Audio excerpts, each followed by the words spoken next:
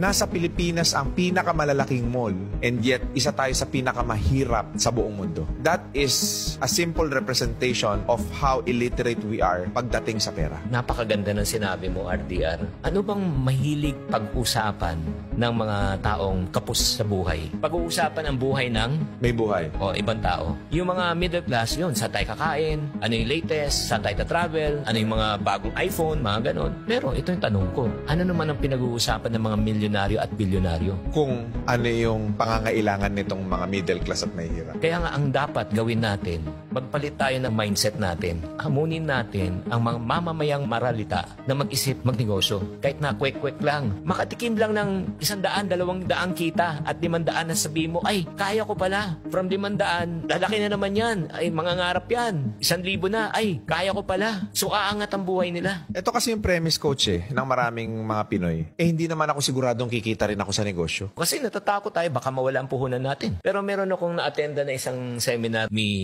Senator Manny Villar. Sabi niya, nagtataka ako sa ating mga Pilipino. Bakit tayo natatakot mamuhunan at mag-umpisa ng negosyo? Walang-wala na tayo eh. Nasa ilalim ka na nga eh. Ano pang mawawala sa'yo? Eh wala ka na at the first place. Ang dapat daw matakot na mamuhunan yung mga tao may milyon at bilyon.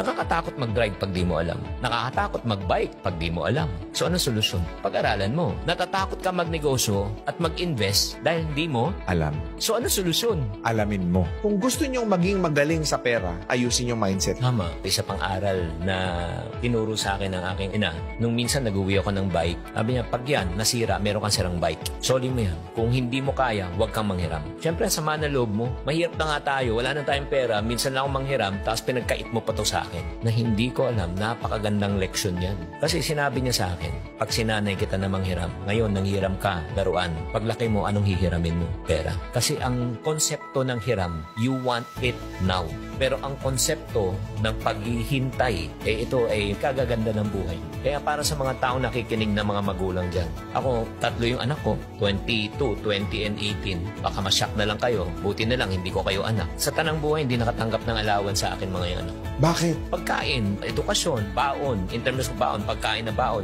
pagpasok sa school. Pero kung gusto mo ng pera, pagtrabahoan mo, hindi kami nagbibigay ng allowance. Hindi ka ba maging masamang tatay niya? O sige, gusto mo ng pera? Nung bata pa sila, o massage mo ako, I'll pay you. So in other words, we're teaching them the value of hard work. You have to work it out. Yeah, hindi rin ako pumapayag na makipag-negotiate sa akin. Like, Pam, malapit na birthday ko. Baka pwede kong i-advance yung gift ko. Hindi rin ako pumapayag. Alam mo bakit? Bakit? Ngayon, ina-advance birthday. Ano next yung advance? Yung sweldo. Advance na sweldo. May darating naman ako sweldo eh. Alam mo, napakasimple nung kwento mo pero napakalaking impact niyan sa mga viewers natin. Kasi, again, babagsak tayo dun sa karakter kung bakit ka mahirap eh. So, natutuldukan na kung nabuhay kang mahirap, hindi mo kasalanan. Pero pag namatay kang mahirap, kasalanan mo na. Marami tayong choices sa buhay, namimili tayo. Ang lagi natin pinipili yung makakapagbigat at makakapagpahirap sa atin. Na tinitignan natin short-term gain na, magbe-benefit ako ngayon, okay ako, pero long-term pain. One of the greatest law that I've learned in life is the law of opposite. Principle yan. Parang law of gravity. Hindi mo pwedeng labanan ng gravity. Kahit anong kulay mo, timbang mo, itsura mo, pag tumalong ka ng building, babaksak ka. Ganon din ang law of opposite. The short-term effect is always the opposite of the long-term effect. If you play now, petik-petiks ka, you pay later. If you spend now, magpakayolo ka, okay lang. Gusto mo yan eh. Pero wala kang ipon later. Suffer later. If you save now,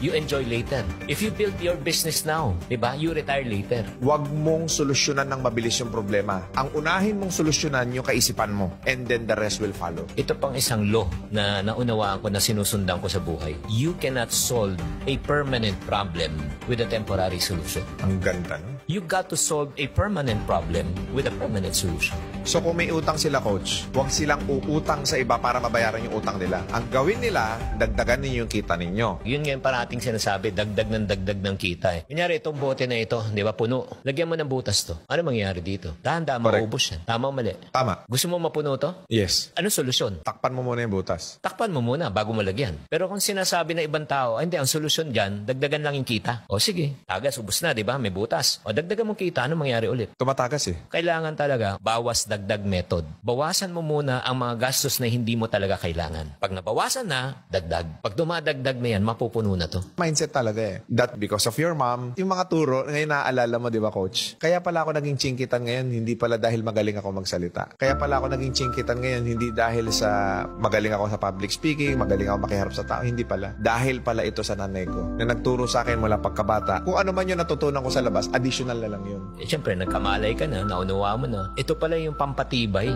Para sa akin, ma-reject yung masabihan ng masasakit. Okay lang. Normal. Kinakatakutan ko sa buhay ko ay maghirap. Kasi alam kong mahirap na maging mahirap eh. At ayaw ko na bumalik sa ganung sitwasyon. Kaya nga, para sa mga tao nakikinig at nanonood ngayon na natatakot na magnegosyo, pumili ka na rin ng takot. Ano mas nakakatakot? May nagkasakit sa pamilya, kailangan mo pumunta ng ospital, i-ospital ang iyong mga mahal sa buhay at wala kang kapera-pera at mangungutang ka sa mga mata pobre mong mga kamag-anak. Ano mas nakakatakot? Eh ako takot na ako sa ganung mga sitwasyon eh. Kaya sinasabi ko, basta marangal, gagawa ko ng paraan para makalabas ako sa ganung klaseng sitwasyon. Marangal, moral, ethical, gawin mo.